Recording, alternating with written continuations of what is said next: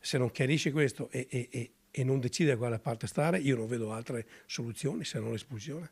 Chi decide di cambiare casacca e di sposare altri simboli evidentemente non ama quel simbolo quanto noi. Penso sia arrivato il momento di fare chiarezza, che Vannacci faccia chiarezza sul suo futuro. Ho visto che è stato depositato il simbolo, ma spero che ci si fermi qui. Che l'attacco sia frontale, che si chieda rispetto per la storia del Carroccio oppure si invochi l'unità, le voci del fastidio nella Lega Veneta puntano tutte a una richiesta: Roberto Vannacci faccia chiarezza, perché quel simbolo registrato, futuro nazionale, che ne dica il generale, è quanto di più vicino all'immagine del nuovo partito di cui si vocifera la nascita da tempo, e la goccia che fa traboccare un vaso stracolmo. Spero che ci sia un federale dove, come hanno fatto quella volta anche per Tosi, lo ricordo, gli hanno detto o chiudi il faro o chiudi con la Lega. Lui si è tenuto il faro e l'hanno espulso dalla Lega, ma non è che le regole o valgono sempre o non valgono mai. Nascono circoli vannacciani in giro per l'Italia,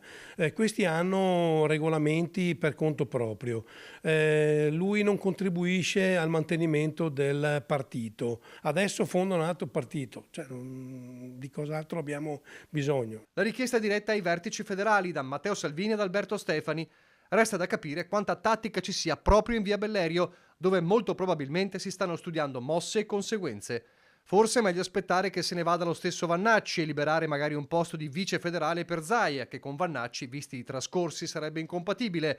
E poi c'è da calcolare quanto potrebbe pesare un'emorragia di leghisti vannacciani in caso di addio. Io credo che la Lega abbia tutte le carte in regola per giocare il ruolo da protagonista alle prossime elezioni politiche, indipendentemente da quello che farà il generale Vannacci.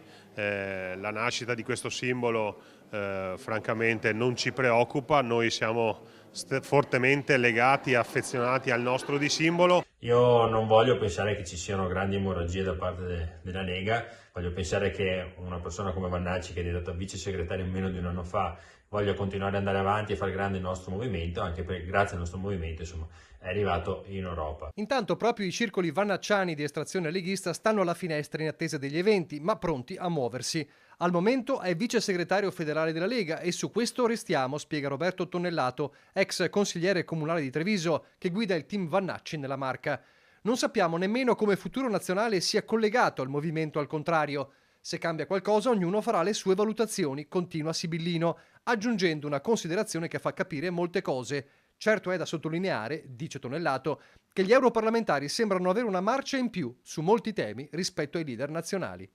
Ma per Bulldog Marcato i veri leghisti non stanno dalla parte del generale. E se lei mi dice, ma quanti sono quelli che pensano che gli omosessuali non siano normali? Quanti sono quelli che pensano che i disabili debbano stare in altre aule? Quanti sono quelli che pensano che Mussolini sia stato uno statista? Ecco là che siamo in pochi e per fortuna.